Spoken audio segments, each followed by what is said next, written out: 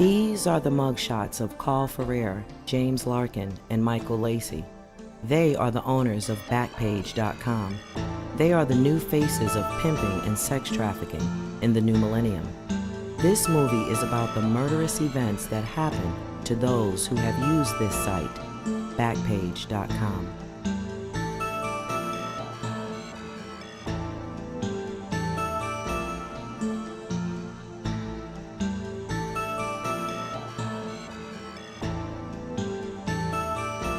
Warning.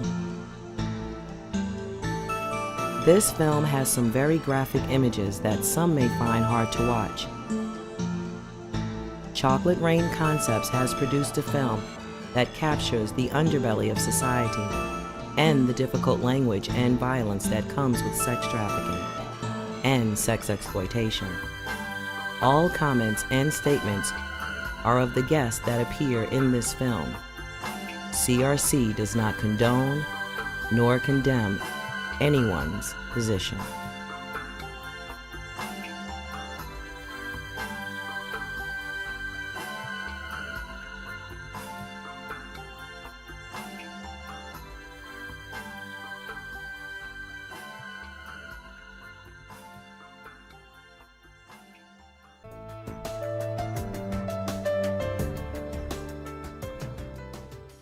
Ladies and gentlemen, we have breaking news. The bodies of 4 African-American women were found in the trunk of 2 cars in Detroit, Michigan. One of the cars were discovered smoldering and 2 of the women were set on fire in the trunk. Authorities have arrested a black male named James Brown of Detroit, Michigan. Reports say that he met all 4 women through an online escort service named Backpage.com. BOP-TV has learned that Backpage.com was once owned by the Village Voice out of New York City. The Village Voice is considered one of the more progressive newspapers in the country. So their connection to Backpage.com seems odd. We now know that Mr. Brown invited all 4 of these women to his mother's home and suffocated them in her basement. When Mr. Brown was asked how did they all die while in his company, he gave a discombobulated answer. Mr. Brown admitted that all 4 women did, in fact, die in his home. But when pressed as to how this could have happened, at his court sentencing, he refused to address the families. He also refused to be present at victim impact statement. Mr. Brown's decision to be absent shows the world just how much of a coward he really is. When he was alone with the defenseless women, hardly 1/3 of his size, he was full of moxie and cold-blooded bravado. But when it was time for him to face the music from the families who came to defend the legacy of their loved ones, he retreated to the confines of his jail cell, a place where he will spend the rest of his natural life. We here at Black on Purpose Television extend our sincere condolences to the family of these 4 beautiful women. May all of them rest in peace. On a more personal note, I would like to say to Mr. Brown, may you, sir, bust hell wide open. And I mean that from the bottom of my heart. Thank you, America. I'm Kim Sanders, and this is Breaking News from Black on Purpose Television. Now back to your film.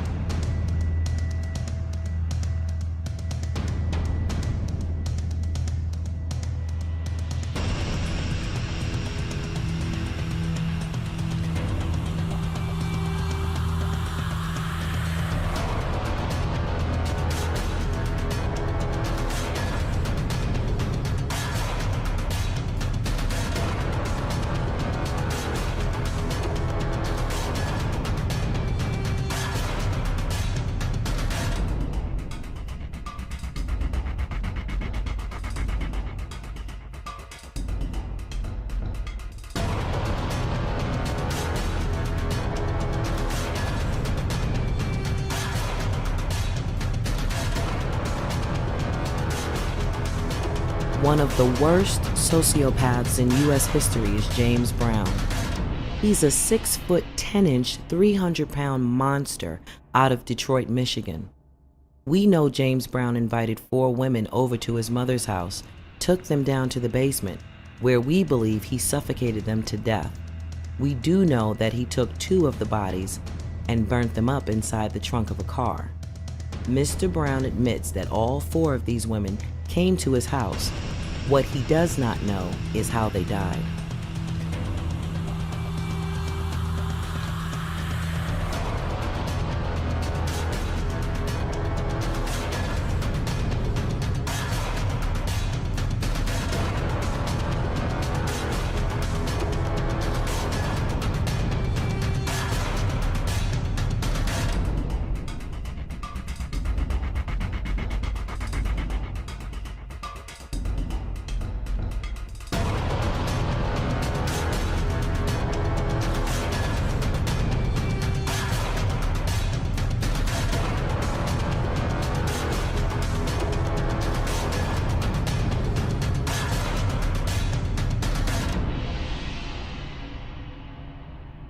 James Brown was sentenced to 4 consecutive life sentences.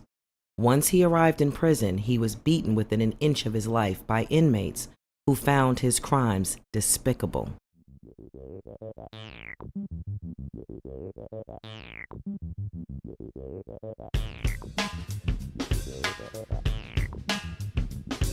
What is Backpage? I'm not sure exactly what Backpage is. Backpage is like, okay, Backpage to me is a website where you can find anything that's going on in the city, anywhere throughout the whole world. Backpage has jobs, it has free stuff on it, it has local businesses, parties, and then it has prostitutes, escorts, massage parlors, all that. So Backpage is basically a website where you can just find anything in your area. I have heard that Backpage is a place where people or women are allowed to solicit for sex. I'm listening to that, I'm saying, I'm incensed. I'm the mother of 3 girls. They are all adults. They all live away from me, so I'm in a panic anytime I hear anything or see a story about some crazy. I just have to kind of shut it down sometimes so I won't stay in a constant state of panic. And then my next question is, when we think about, okay, so how far removed am I from reality? I don't know, maybe everybody else knew what Backpage was. You said Backpage to me, that meant nothing to me. I thought, yes. What is that? Believe it or not, I did not know anything about Backpage until one of my friends brought it up to me, and it was another website for sex trafficking where women or young girls sell their bodies for sex and money. I am generally familiar with Backpage as a kind of underground or a hard copy or internet service where you can engage or hire or find someone in the sex trafficking business. That's what my understanding is. Yeah, fundamentally, I mean, Backpage is just Craigslist duplicated to a certain extent. The most notorious thing that I knew Backpage for, and the first time I was exposed to it, is one of my friends in school were talking about it as far as like when it came to like the girls marketing themselves for sex. I mean, that's the same way that I heard about Craigslist and the problem in it earlier. I go to a school that we're very keen on social justice. So like that was the commentary, it was about sex trafficking, like how we can fix that or we can resolve it. And that's the first time I've ever been exposed to Backpage. I have nothing else, don't know anything else about Backpage besides that. Khalif told, I've been working on human sex trafficking for a while, but I just found out about Backpage in January, the beginning of January when he told me, so that was like January 1st. And I said, what the devil, where did Backpage come from and why did we know it? So we're going to start on that part when we get back because I made it my mission, that's why y'all are here. I said, oh, I'm exactly what I said, oh hell to the no. We're going to do something. Backpage is an advertising site, simply put. Backpage, unlike many other sites, it's very similar to Craigslist. What Backpage has become famous for, however, is the escort section and the adult section of the site. It has made them extremely profitable. And so I consider Backpage the #1 pimp in the world today. As far as we know, currently the Backpage president or CEO is a man named Kyle Fair. He's about 55 years old. Nothing much is known about him. Like I said, they're like cockroaches. They operate, in darkness, and he's an example of that. If you look at the picture on the internet of him, he looks about 20 years younger. He's about 55 years old. And he's sort of a front man because there's been other managing partners that have made money off this site. But he's must be making a lot of money because he's willing to put his name out there and in his picture as the face of Backpage. Carl Ferrer was arrested recently, and after an investigation conducted by the Attorney Generals of California and Texas, they concluded that Backpage was facilitating sex trafficking and that Kyle Ferrer was guilty of pandering and pimping. And there are two other men associated with the company, Jim Larkin and Michael Lacey. They're both in their late 60s. They were also arrested too. The scary thing about Backpage.com is that they deal in the dark shadows of society. So many of our lawmakers have no idea what Backpage is. Once we introduced them to the site, their reactions were, well... I see a number of African American women here. Looks like they are advertising. How old are they?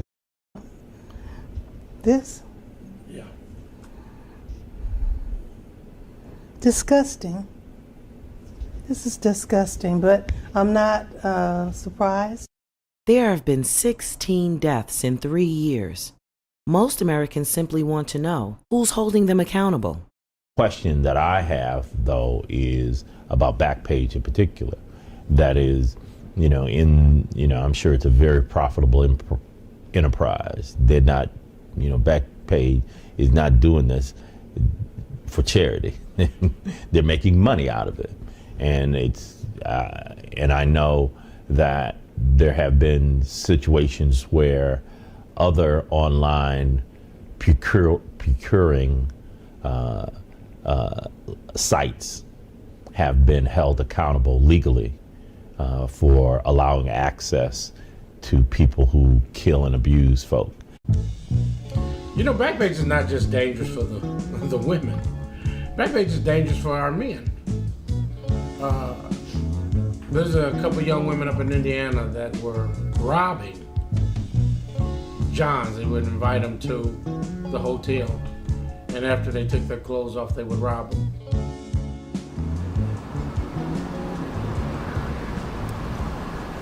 I know you're still messing around. What? No, I'm not. What are you talking about? You're just gonna sit there and lie to my face. Look, okay? That's the past. That's over. I'm just dedicated to you now, okay? Since when? Since when? After everything I've done for you, everything I do for you every day, this is how you repay me. Listen, I understand that, baby. I appreciate it. Do not touch me right now. All I'm saying is, that's done. We are moving forward within our life, within our relationship. I don't want to hear it. There's nothing you can tell me right now that's going to make up for what you did. And I know you're still doing it. There's nothing you can tell me right now. You're not listening to me, okay? Don't you dare raise your voice at me. You're going to screw up, and then you're going to raise your voice at me. You screwed up. You messed us up. We were fine. How long are you going to harp on that, huh? How long? Everything I do for you and I do for the kids. So when you were on that site looking at those girls, that was for me? How was that for me? How did that help me? All that did was hurt me, wrecked our marriage. That's what it did. It didn't do anything for me. It helped you. You and your selfish needs. You. Look, I done told you. I told you don't raise your voice at me. Don't you dare raise your voice at me.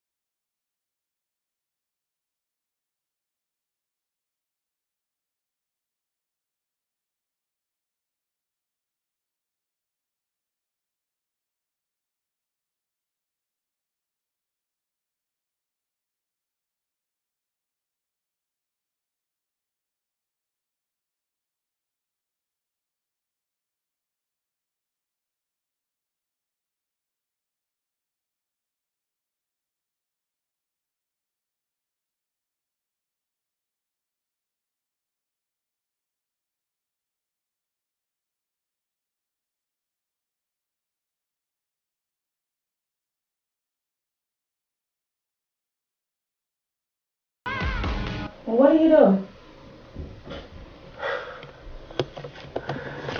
Baby. What in the world are you doing that you couldn't hear me? I'm so sorry, baby. I was looking up some directions so I could, go to them saints that are sick. I just thought if I show my face, I fellowship with them, hopefully that'll aid him into a speedy recovery. That's the part of your ministry that I love the most, baby. I've always wanted to be the first lady of the church with a God-fearing man that I can follow. I love you, baby.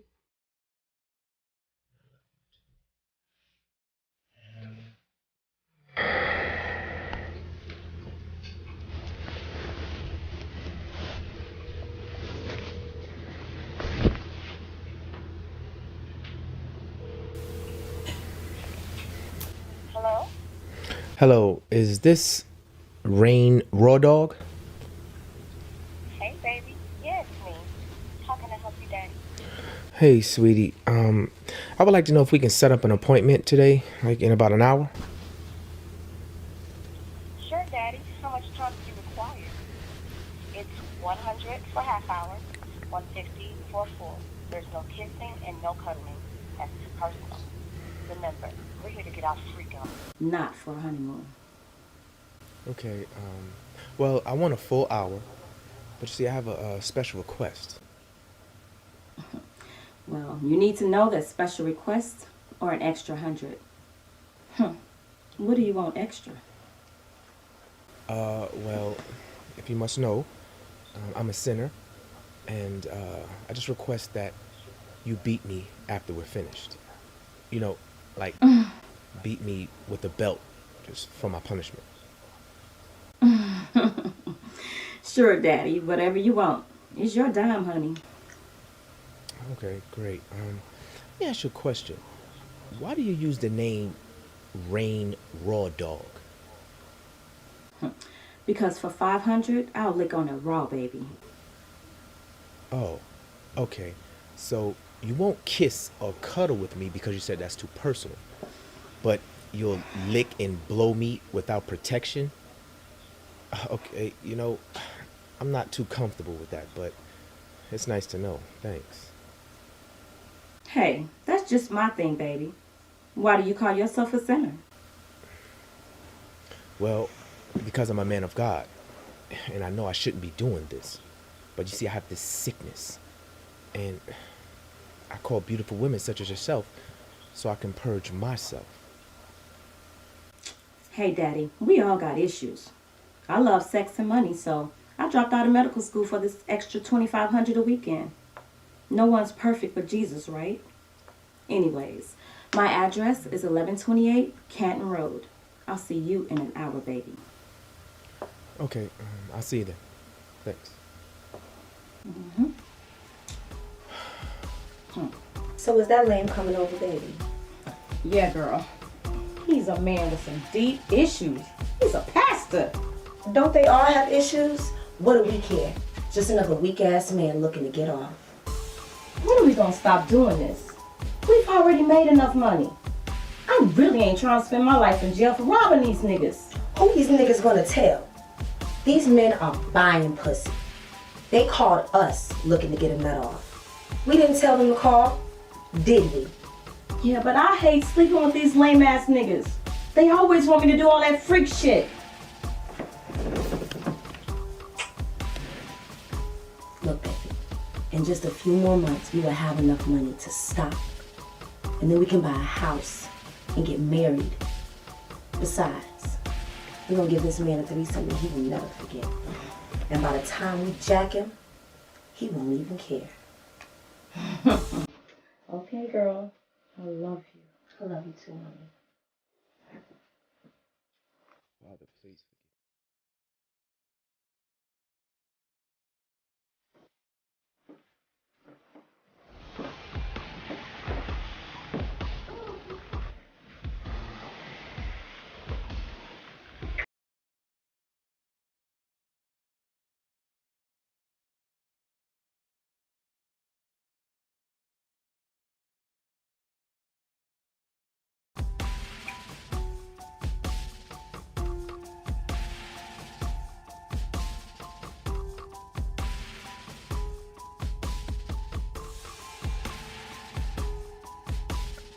Is that good to you, baby? Oh, yeah, baby. Ooh, Lord have mercy. So, we gonna need a little bit more money. What? You ain't getting no more money.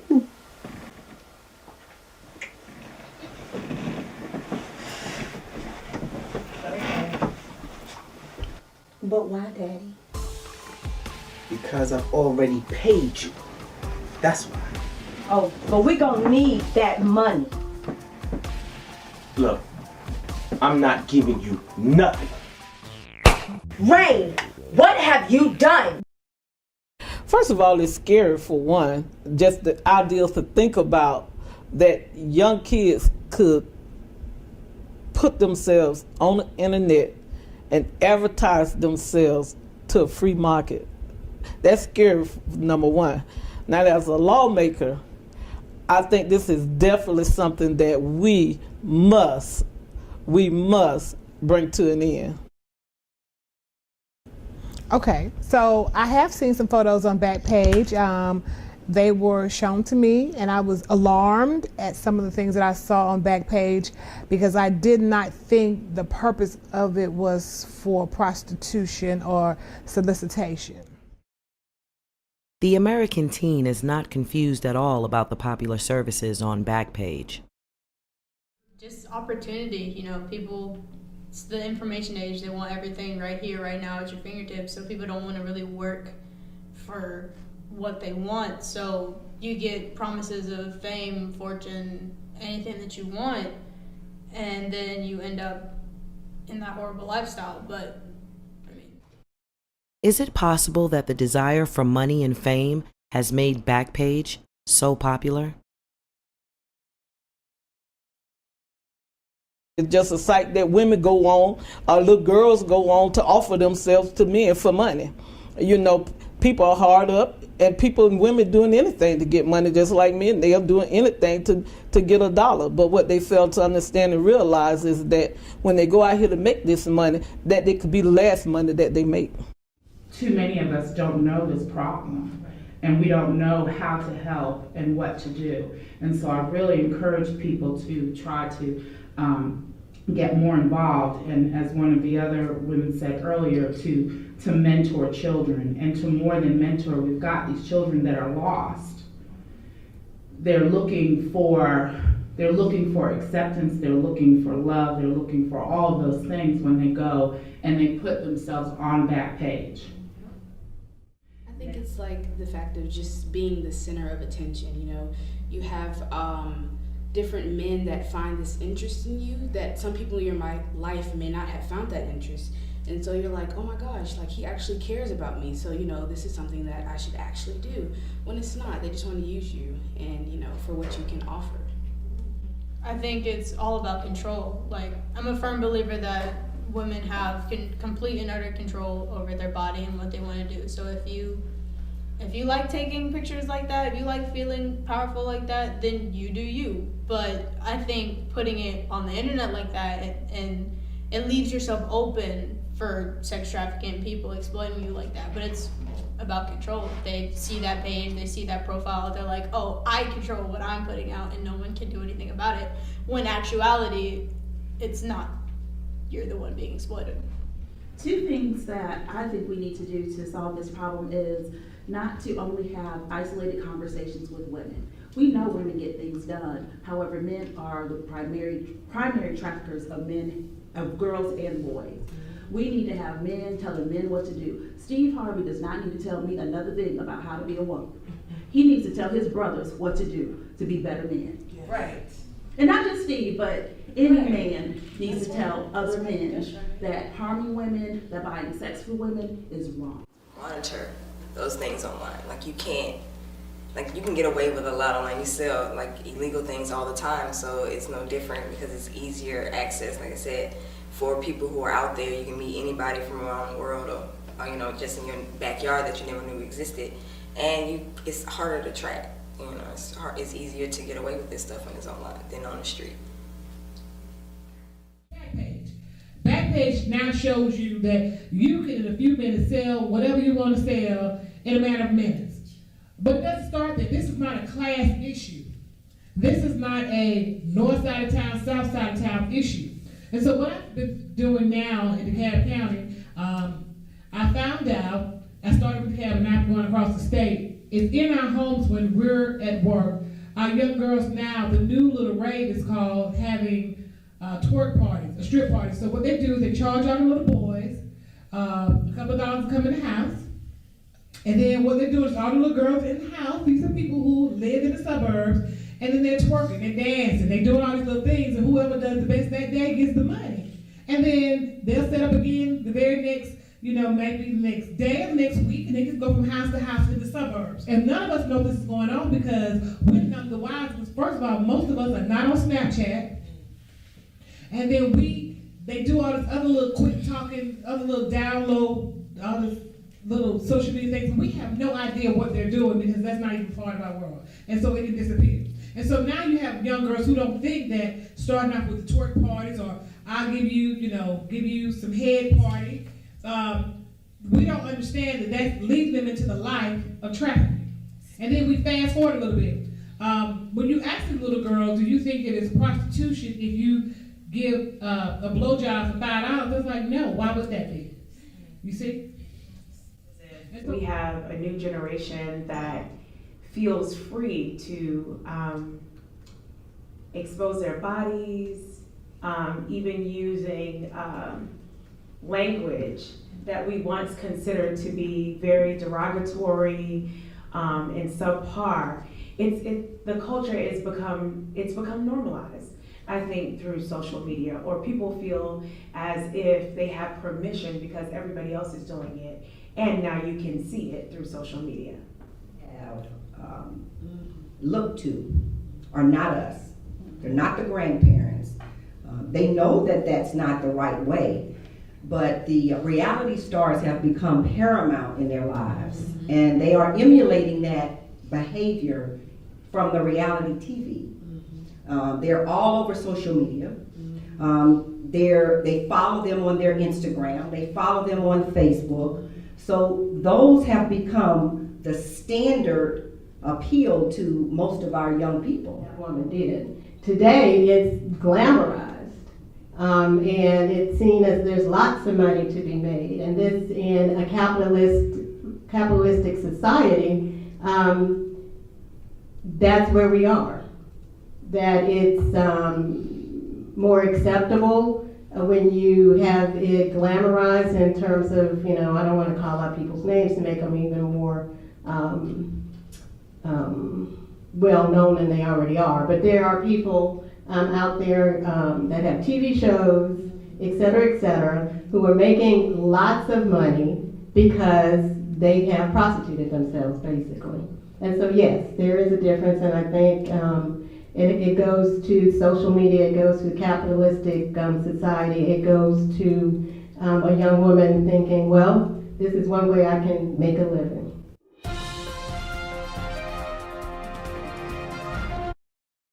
Ladies and gentlemen, welcome back to Black on Purpose Television News Center with this breaking news. I'm sorry to inform you that authorities have identified the body of Vernicia Woodard. According to police reports, the burnt body previously found in a wooded area in Hapeville, Georgia, is in fact none other than Miss Woodard. Witnesses last saw Vernicia getting into a car with a man believed to be Fulton County Police Officer Tyreme Reyna. By all accounts, Officer Reyna was considered to be a model officer and a good citizen. It is obvious that his superiors and fellow officers may have incorrectly judged his character. Our sincere condolences here at Black on Purpose Television go out to the family of Vernicia Woodard, who is survived by her mother and her young daughter. Murders like these are happening far too often in this country. We need to take a good look at how we allow social media to influence our lives. We know now that Vernicia met her date on the controversial website Backpage.com, a social site that allows for bad men to exploit young women through personal ads in their escort column. As a Black woman, I find these killings even more disturbing because it does not appear to be a great concern from other media outlets. The Black constabulary or law enforcement. I'm puzzled. Will someone tell me? What happened to Black Lives Matter? Or is that just a slogan for young men shot by police? We will bring you new information on this case as we learn more details. I'm Kim Sanders, and this is Black on Purpose Television with breaking news. Who was your mommy? My mom was Venicia Woodard. Tell me about your mommy, baby. My mom was funny, and she would always make me laugh. Venicia Woodard was a young lady in Atlanta, Georgia, who's a mother of a single mother, one child, 25 years old, beautiful sister, who got caught up in the escort business. We have our children today seem to think that sex for money is a natural thing. And unfortunately, Venicia Woodard gets caught up in Backpage or taking out ads on Backpage. She meets a gentleman online and they begin to text one another about what the girls call a date. The two exchange pleasantries. And then he, for some unknown reason, strangles her, shoots her 3 times, and then sets her body on fire. We later found out that it was an Atlanta police officer who gets arrested trying to escape the country, actually, at Atlanta's airport. He was trying to fly into Mexico. How do you feel about the man that took mommy away from you? I don't like him, but it would make me feel better if I could know why.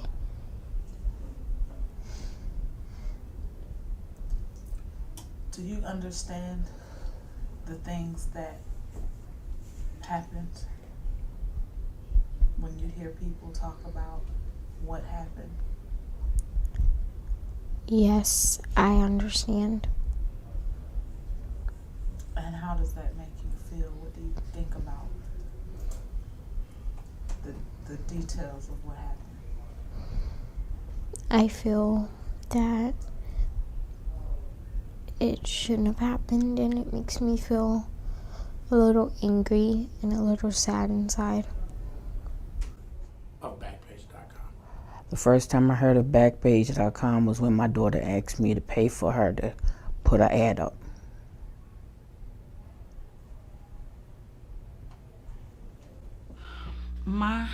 I need a favor from you. What is it, Niecy? I want to post an ad on the website, but I need you to use your computer to do it. What kind of site is it? Well, it's called Backpage. All the girls are using it these days, Ma. Backpage? Is this about you prostituting? I don't want no trouble. You won't get in any trouble. The website is legal. Plus, it's a way for me to meet more people and make more money. Since when did prostitution become legal in Georgia, little girl? We call it escorting. And we don't promise to have sex with these men. It's just expected. All we promise is a good time. Now you know I know better than that, right? Look, I don't want the police coming to my house because of this mess. How much does it cost anyway? Not much, but you don't have to pay for it. I have the money. All I need you to do is post it. Please. Please. How will you start it? Yes. What was your response? When she asked me the first time, I already knew what she was doing, so I just pulled it up.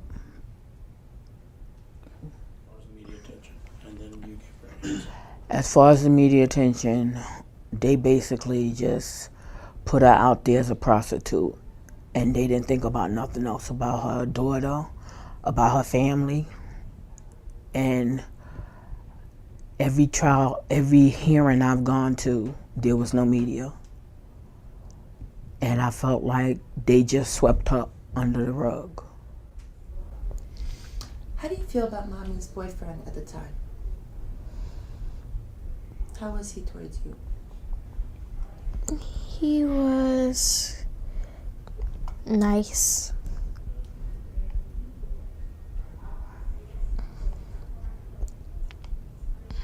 How do you feel about him? Are you mad at him? No, I kind of miss how we used to go on walks sometimes.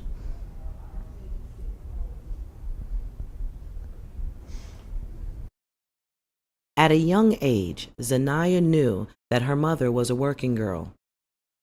In her relationship with her boyfriend, Vernicia figured out a way to get Zanaya out of the hotel room that they were living in. They did this by Zanaya taking walks as Vernicia entertained a client. Because of cocaine and bad relationships, sometimes young women don't make the best decisions. Yeah, baby, I'm available. How long do you want me for? Okay, 30 minutes, that'll be 100 roses. What? Yeah, I am 420 friendly. As a matter of fact, that'll be a great way to get this started. Okay, see you in 40 minutes. Bye. Got a date, babe. So, I gotta take a walk at 2 in the morning now, Nisha? I mean, we said you wasn't taking no more late night appointments. And where the hell am I supposed to take the baby at 2 in the morning? You don't have to do that. You can put her in the tub on my dates here. She'll sleep through the whole thing. Is you crazy? So you want me to take the baby out the bed and put in a tub while you in the other room fucking another nigga? Do you have a better idea? Because he's on his way. And you can't take my baby out of here like it's 6 p.m. Then don't take it. It's too late. And how we going to pay the hotel bill in the morning? We used up all the money on cocaine. And if we don't have it in the morning, we will be back on the streets. And then what? Maybe if you got a job or got an apartment, I wouldn't have to do this shit. We've been in a hotel for a fucking year. Yeah, well, I get a job, but I'm too busy watching your baby. And please, don't make it all about the money, because you a damn nympho and you like all this sex shit anyway. Don't give me that lame ass excuse. Carlos, grown men getting money, get jobs. But you walk around here like a little ass boy instead of a grown ass man. Yeah. But if I leave your ass, then what the fuck you gonna do? Then I'ma be by my motherfucking self, like I've been from the beginning. Me and my damn baby. You think I like doing this shit? You think I like fucking these weird ass, lame ass punk boys? I don't like this, but I do what I gotta do. Alright. We're gonna put the baby in the tub, Nisha. But this shit right here, this gonna stop. Then get a job or some fucking money.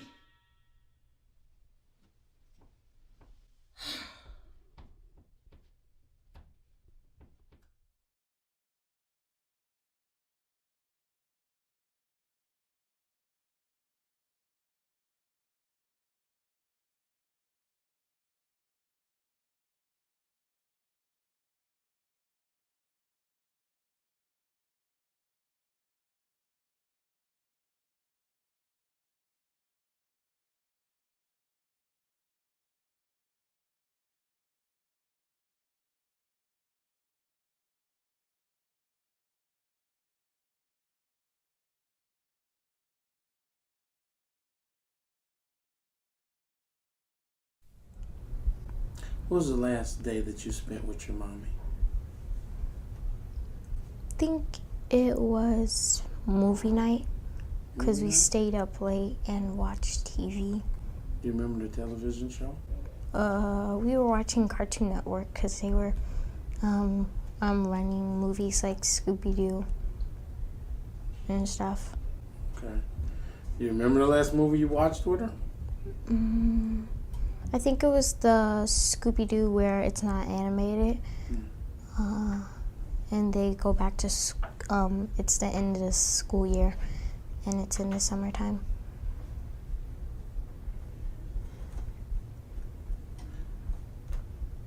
Where's your mommy now, baby? In heaven. Just in heaven.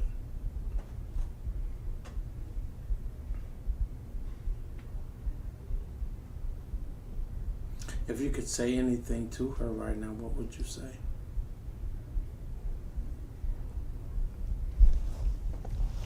I would say that I love her. You love her? And I wanted her to come back home.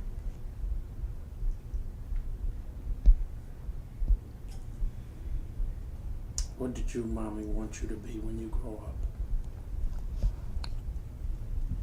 She said I could be anything I put my mind to.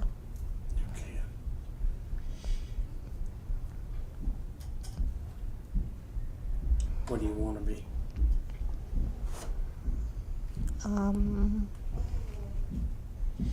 There's a lot of stuff I haven't really decided.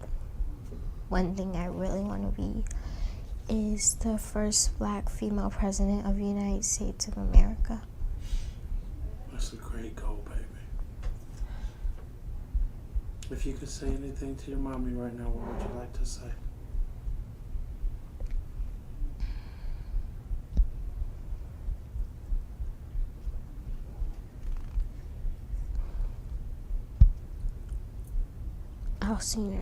I'll see her soon. 2 years ago, Venetia was shot and set on fire by a police officer that I'm recently told had been part of her life for a few months. What Tareen Rana does to Venetia Woodard is one of the most despicable acts in the history of law enforcement.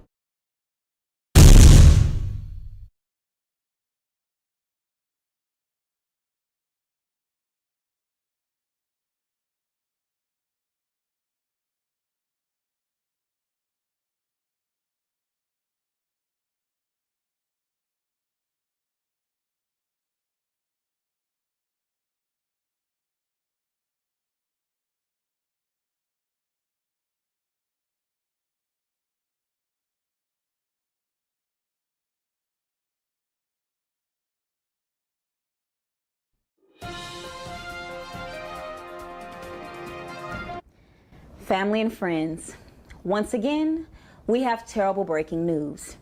Local authorities have found the body of Cynthia Worthy, a beautiful 23-year-old woman from Flint, Michigan.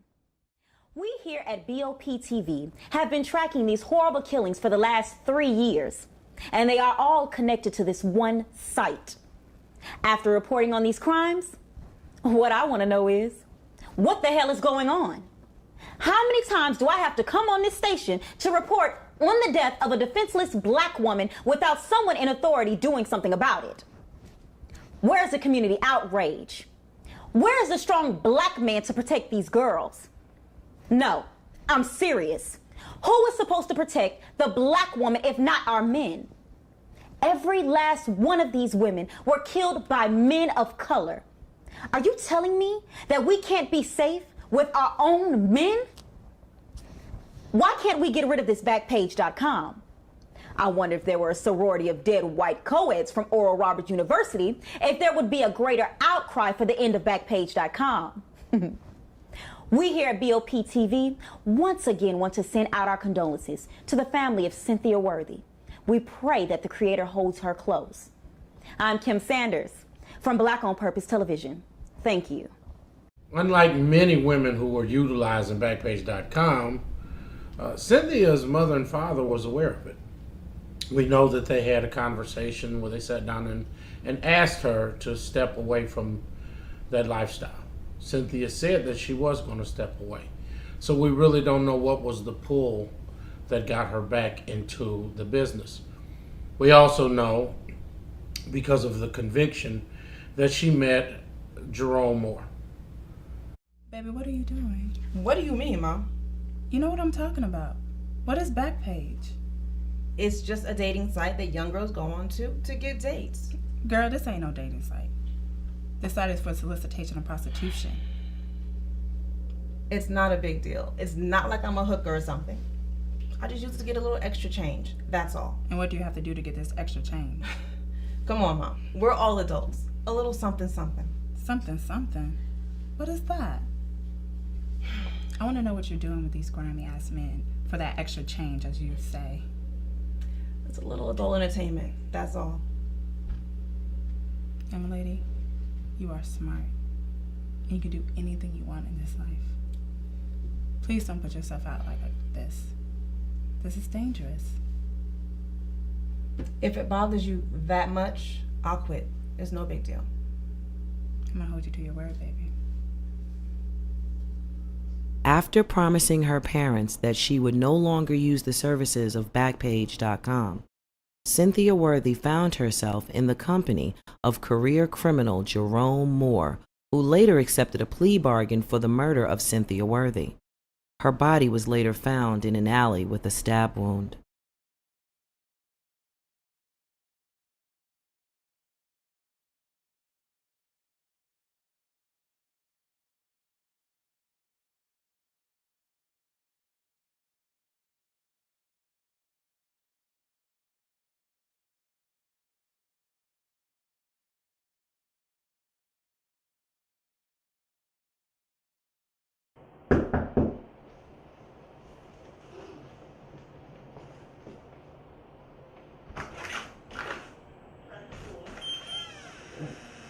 What's up? Hey, I'm late. Come here.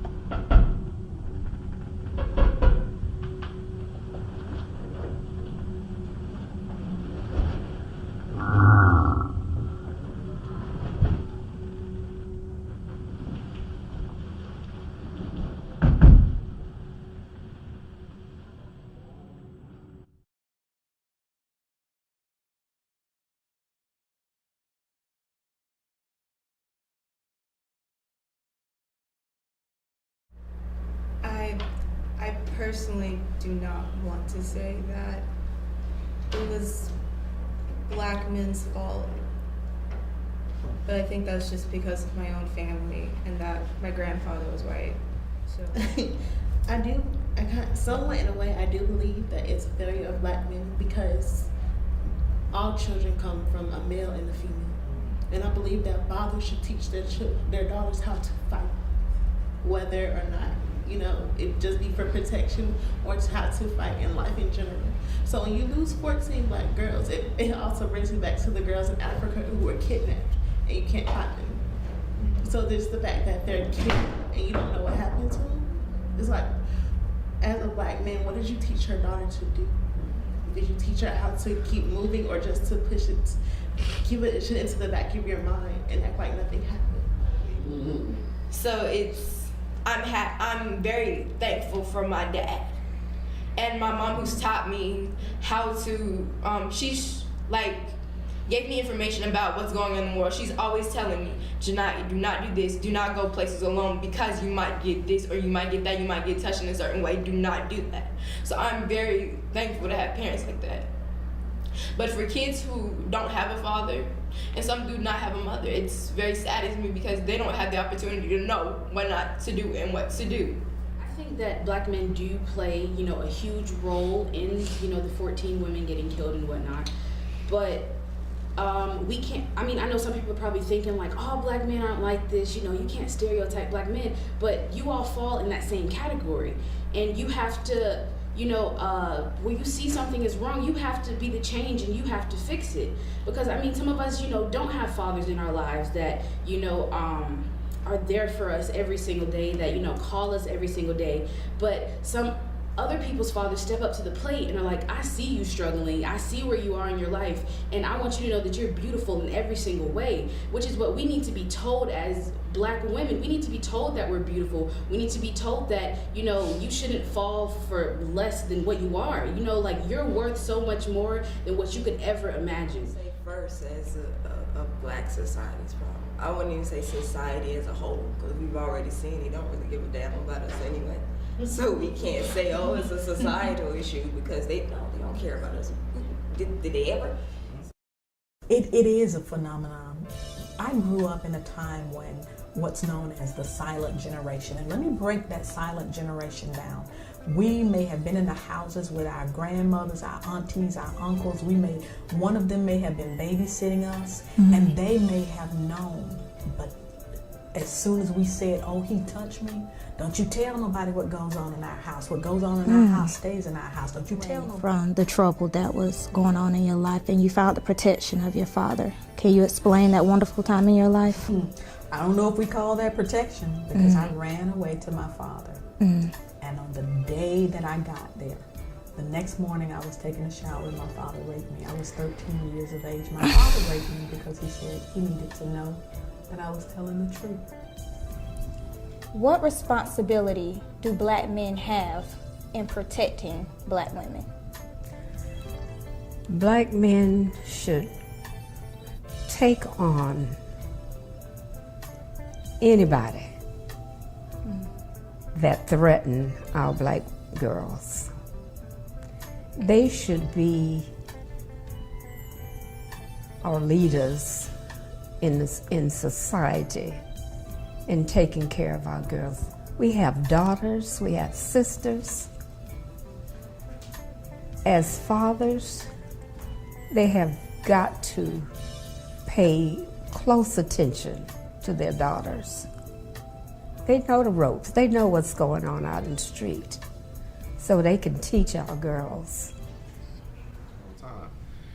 Well, I kind of feel like it's a problem for me and a couple of my other friends that I can speak of. If we see a black prostitute, we just look at it like, hey, it's whatever. But when we see it, I'm talking about Fulton Industrial. We go on Fulton Industrial, we see a whole bunch of black prostitutes, and we just be like, hey, whatever.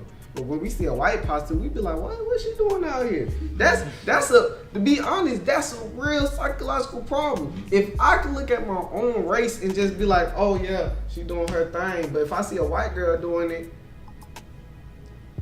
it's still, I'm looking at it as it's taboo. It's still the same thing. It's still bad, but still, it's that mindset that people put us in. Like, it's crazy. Like I said, like he said, there's white prostitutes that's being killed and they report it. I know they report it. They make television shows out of it. And you start feeling bad for old Becky. I'm just saying, you start feeling bad for it. But you get a couple black prostitutes that are being killed, oh, it's a norm. Or you see a prostitute working on the corner on Fulton Industrial, oh, it's a norm.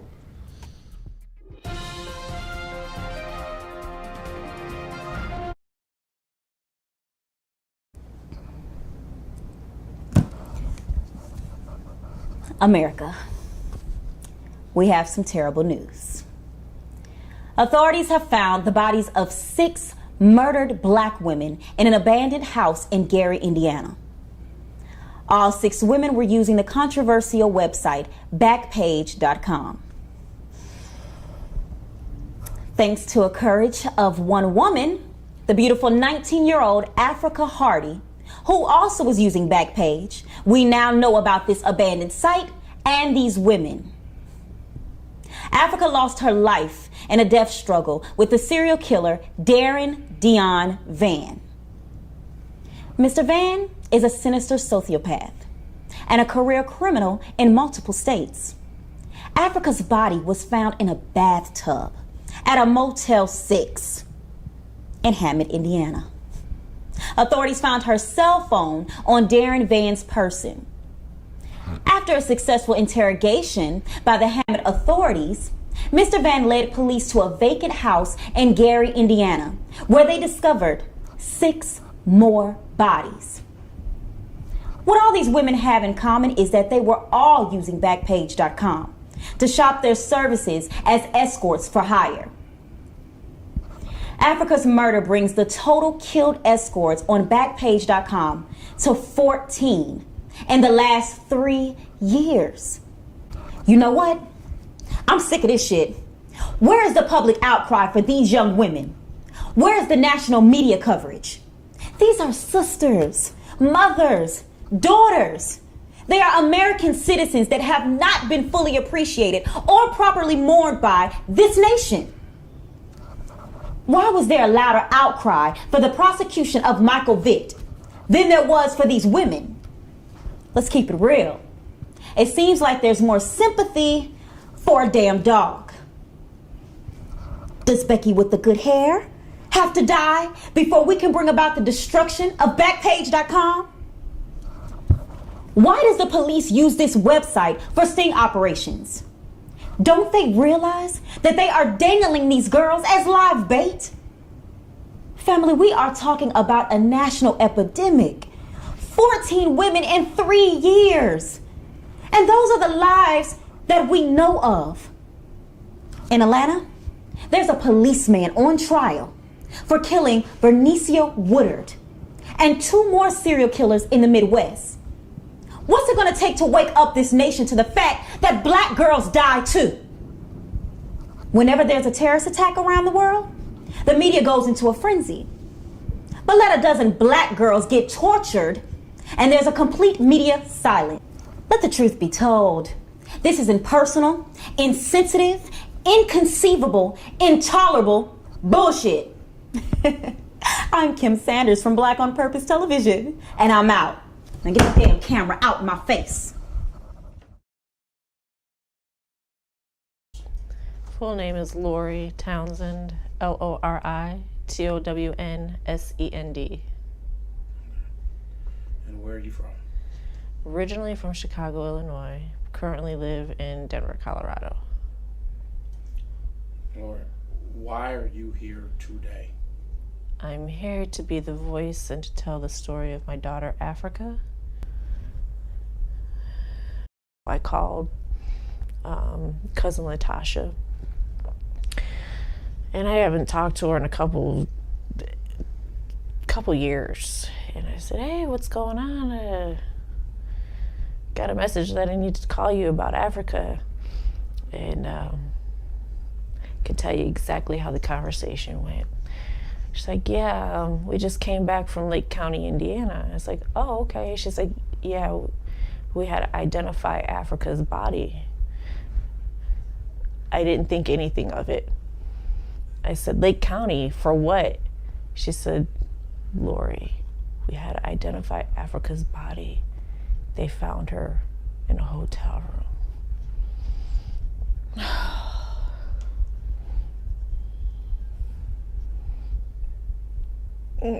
I couldn't comprehend.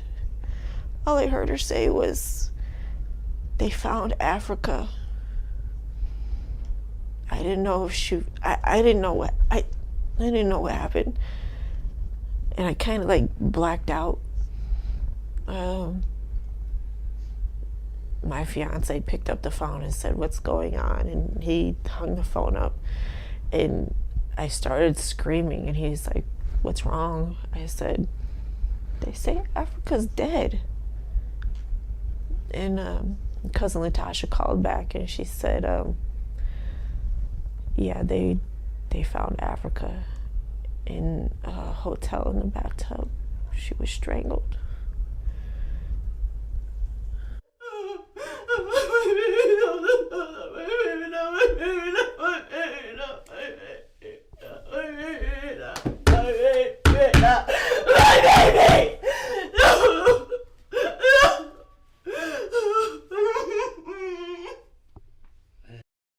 Africa Hardy is a 19-year-old student from Denver, Colorado, who goes to Chicago, Illinois for school. Her mother sends her off to college.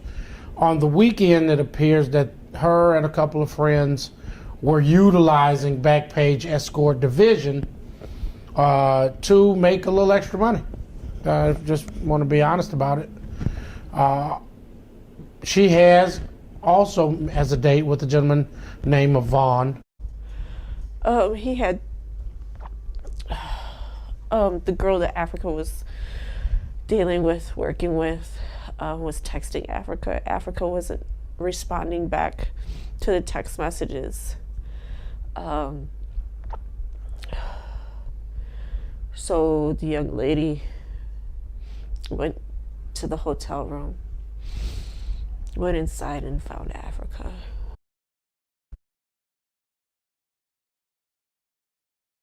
What's your name, sweetie?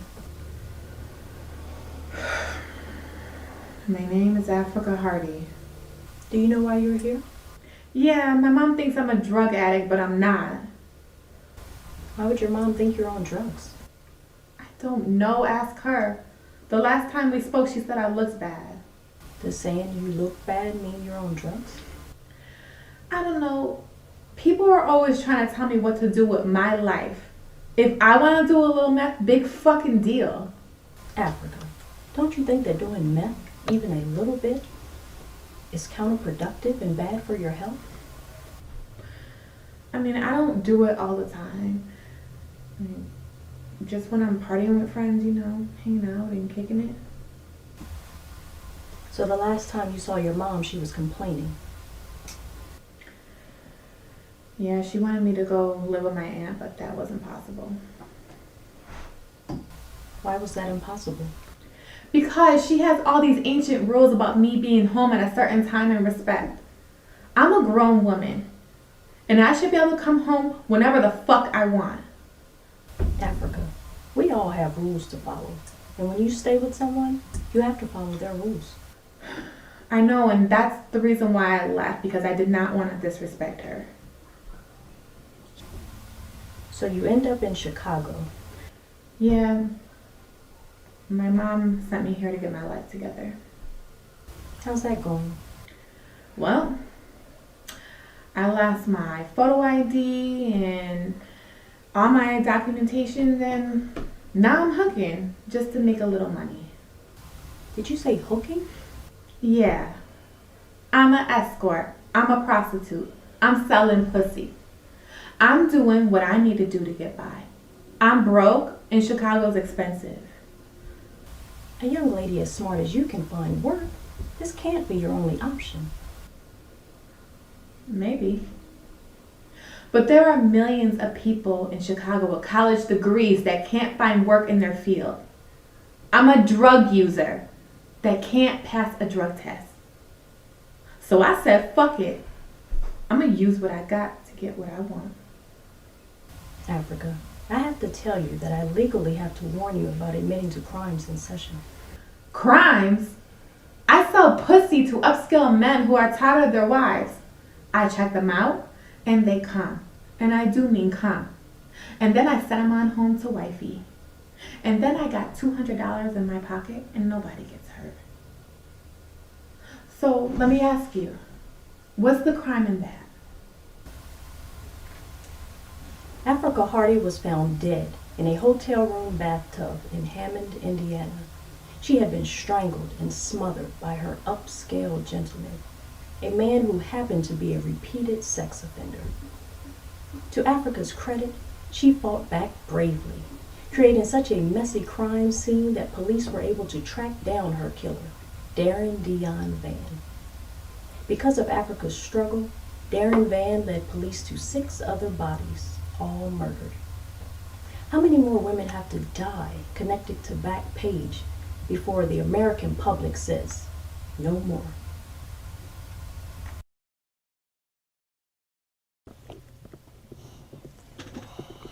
Listen to me, I will kill you, bitch. Sometimes the sex is good, but normally they bust a nut in 3 minutes. So I get 60 minutes of pay for 3 minutes of play. You do the math.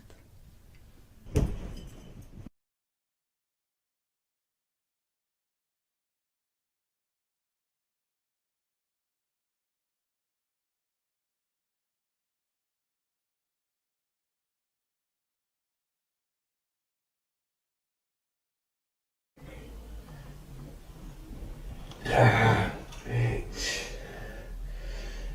Die. Die, bitch. Die.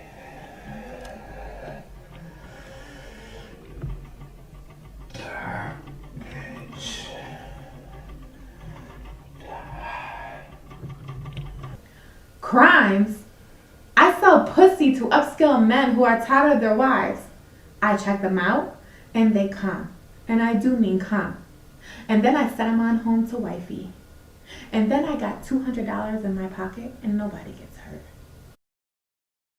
This is Darren Dion Van, convicted sex offender and admitted killer of Africa Hardy.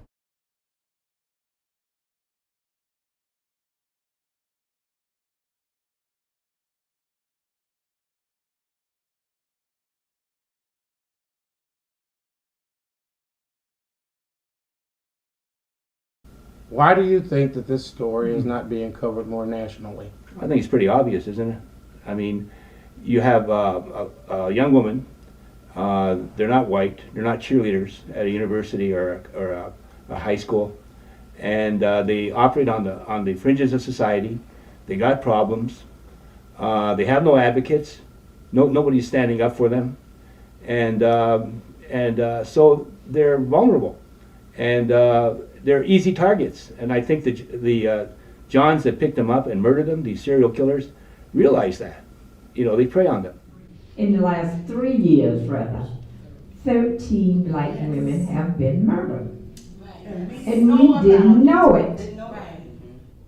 But if it was 13 white women, we'd know every detail. They wouldn't leave out anything. I'm incensed by the notion that I didn't know this before today. And so my anger is twofold, because I'm angry with the fact that this is happening, and that I'm angry that this could be happening right now to girls in my church, my own daughter, my nieces, and I don't know it. It's frightening. It had been 13 white girls, instead of it being 13 black girls, it would have been all over the news. As a matter of fact, it probably would have been even an act of Congress to change laws and to do whatever. We certainly would have known about it. And as someone said earlier, how important are our black lives to the media? How important are we? Are we just a statistic? Or we certainly not we're certainly not looked in the same vein as our counterparts would have been looked at. So to me, I guess the question I would ask: how important are black lives to to our communities, to our legislatures, to those that are in high places? The fact that there were women who were murdered by black men primarily, that outrages me. And I think that when we want the media to be responsible to tell our story when we are killing ourselves, I have a problem with that. So for me, the conversation is also centered around where are the men for the boys and where are the men for the girls? The Bible says that our prices are far above rubies. So how do I put myself on something called Backpage? There's something even wrong with the name Backpage. Backpage says get to the back of the bus because you ain't good enough to be on the front of the bus. How do we deal with our girls and their mindset, that we change the mindset so that they stop devaluing themselves and selling their bodies? And what about our brothers? How is it that one man can kill 7 people and have them in a basement and nobody else knows about it? Where was the media with this? We were upset about Chandra Levy when she died, and of course we should be, but what about Africa? What about all of these names? What about Danisha and Daquisha and Shaquan and Nene and Kiki and all? What about them? What they matter. If Black Lives Matter, they matter now, they matter then, and we have to stop just talking about it and do something about it, because we can't wait for Channel 11 Alive News or Fox News to do something about it. They're not going to talk about our stories. I too am saddened by the news that we're hearing today. I implore you to do two things, and I think that we all can do these two things. Keep your eyes open. Yes. Your eyes and ears open, and sometimes you have to take mentoring to another level. I can say Sandra Bland, but I don't know who these 13 women are, and they're my sisters. I think I want to echo the sentiments of all of my sisters who've gone and shared before me, that we have to value lives. Black Lives Matter.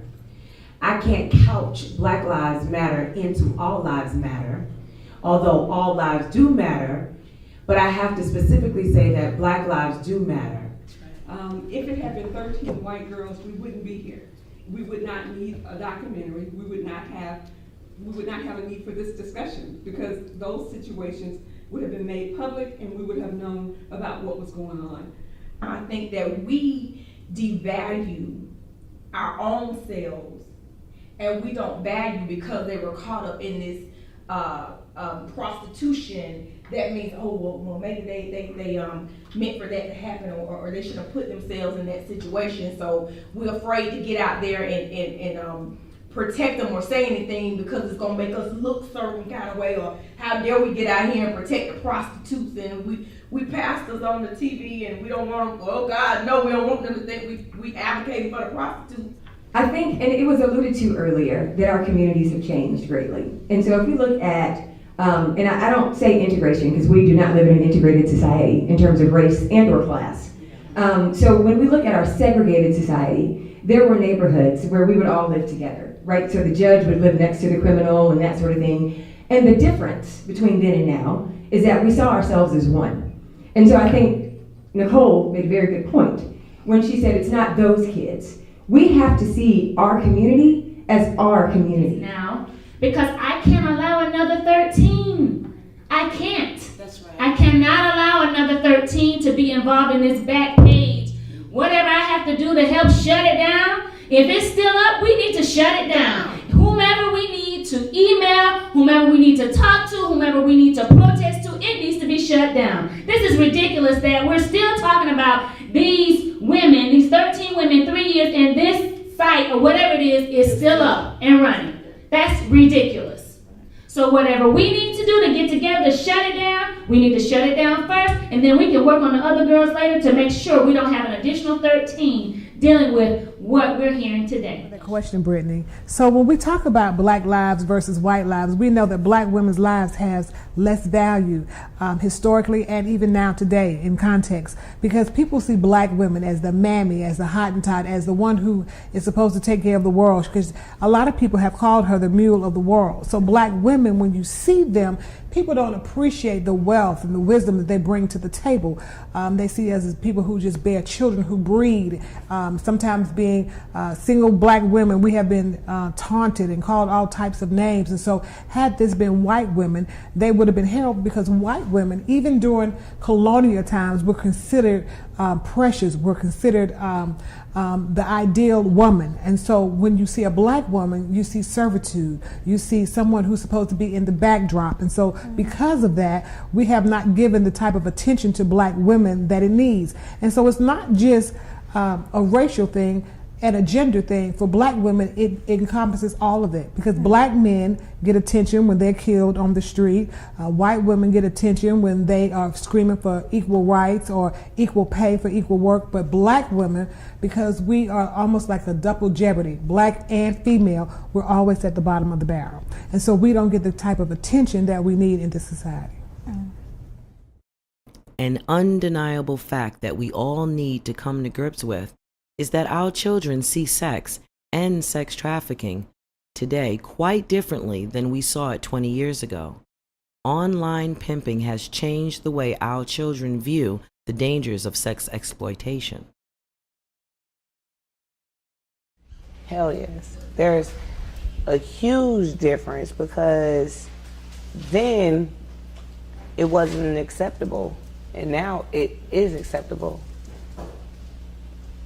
Everything that young girls see from them here it encourages you to do what you have to do to get what you got to get. So it's acceptable now, and it wasn't then. So it's a huge difference between what my grandmom thinks of, I'll say, tricking off, and what tricking off actually is to a young girl.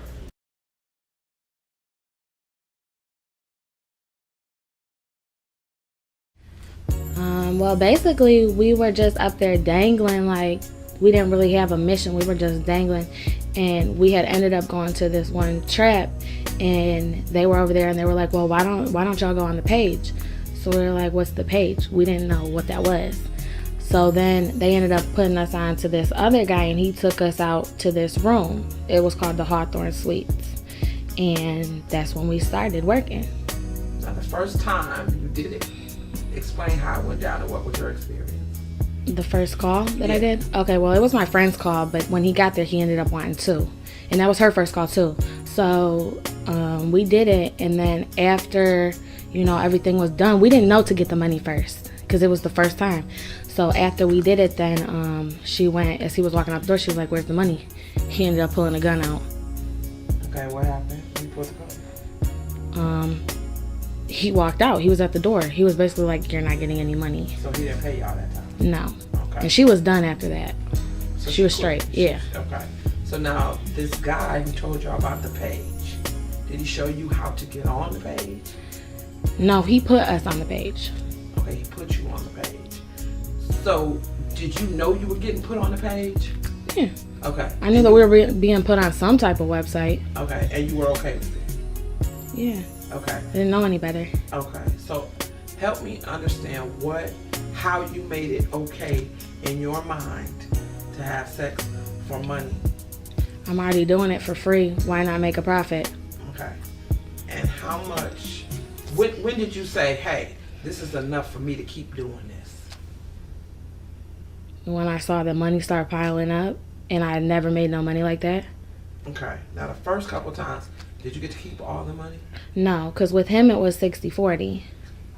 Okay. And then you decided what? I don't want the 60-40 thing anymore. I decided I was that's when I decided to bust up and go to Atlanta. What is the essence of pimping?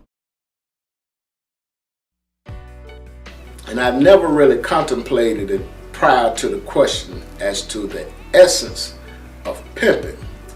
But if I had to define it from the standpoint of the mindset that I function under at this point, a pimp is nothing more than a parasite who lacks drive, he lacks goal orientation, he lacks morals. He's an apathetic parasite. When you're working, when you were working with him, was it every day, 5 days a week, 7 days a week? What? Pretty much every day. Every day? How long every day? It varied from morning to night whenever you get calls. Okay. Did you have to split with him? Yeah, 50-50. 50-50 with him. Okay, so at what point did you make up in your mind that this was okay to do? Like, when did you, we all get raised with this, shouldn't have sex, do this, that. When did you say, it's okay to do this? I don't really know when I said it was okay, but the money made it feel okay, like, if that makes any sense. Okay. At any point did you enjoy having sex with all those different people? I mean, not everybody that comes in, that swings my door is gonna be, the best ever. Right. But did you ever enjoy it? Yeah, I mean, yeah. It's still, sex. Okay. So, at some point, do you still enjoy it to this day? It depends on who swings my door. Okay. How long do you ever see yourself getting out of the game? This is a temporary stepping stone. Okay. So this isn't my forever. How long have you been doing this? Since you were 17, and you're how old now? 19. 19. Since you were 19? Yeah. And you're how old now? 22. So when do you see yourself? Like you said, not forever, just a stepping stone. When do you see yourself? The maximum is 25. Because in the 70s, when you had your established or routine hoe strolls, the type of women that were into prostitution, you know, had your streetwalkers, or what you call your flatbackers. Then you had another upper echelon that called themselves call girls. I guess you would call the call girls the forerunners of the online prostitutes. What's the worst situation you ever found yourself in? I was pistol whipped. Tell me about that. Well, I had had a bad vibe about him, but you know, I was having a lot of action. I had a lot of, you know, clients that day. So I really wasn't fazed about one customer. So he said he was downstairs, and he was down there for a couple hours, but you know, he was just down there because I didn't think that he needed to come up. So he had went over and got some food, and I was like, okay, well, you can come up if you bring me some food. And I let him come up, and he came up the side stairs, and he was dressed in all black. He had black gloves on, and at first I was like, why do you have gloves on? He said, I have a germ problem. I'm like, this guy's weird. So then I opened the door, and I still like had a bad vibe. I was like, are you okay? But he shoved the food he gave me the food and the money quick. Like before I even closed the door, he was like, here you go.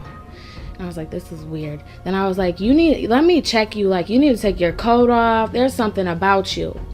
So he's like, I'm good. I'm like, you know what? Here, you can take this. I'm straight. You can go. He's like, I'm good. So finally, I shut the door. He flipped the lights off, and that's when it started. What started? Him attempting to rob me.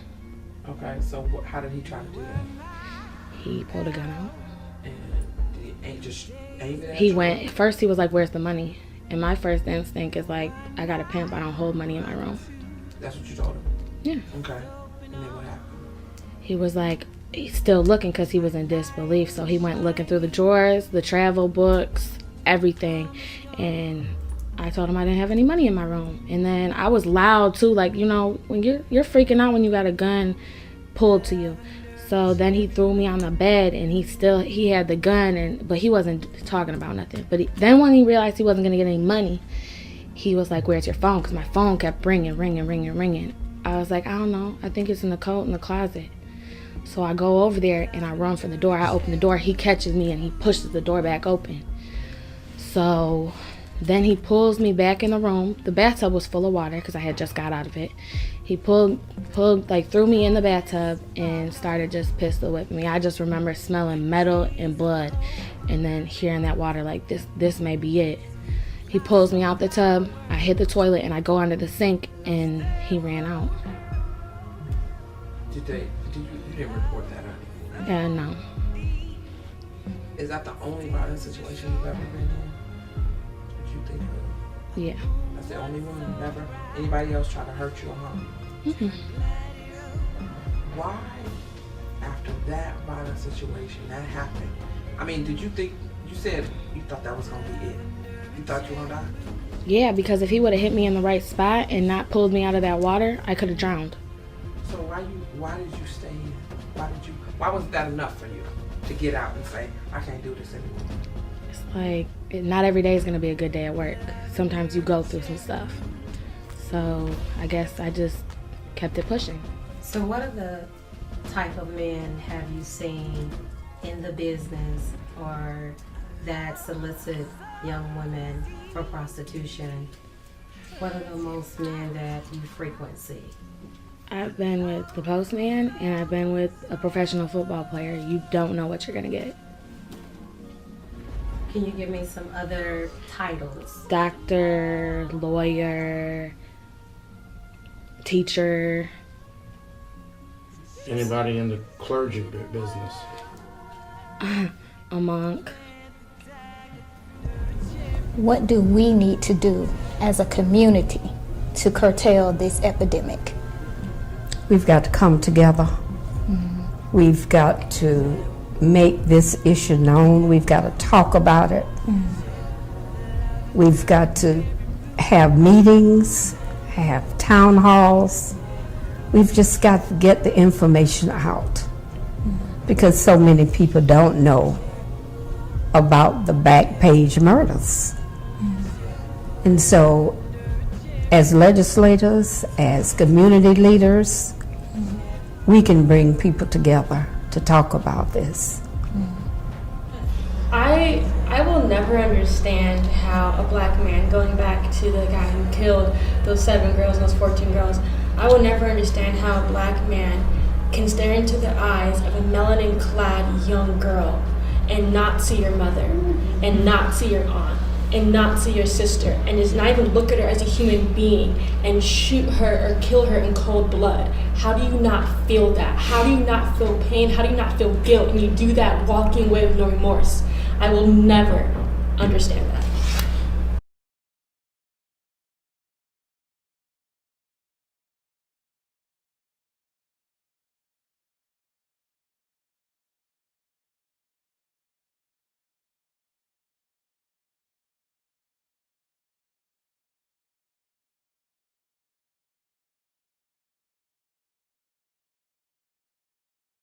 According to blackandmissing.org, there are over 64,000 missing black girls in America, and this number continues to climb each year.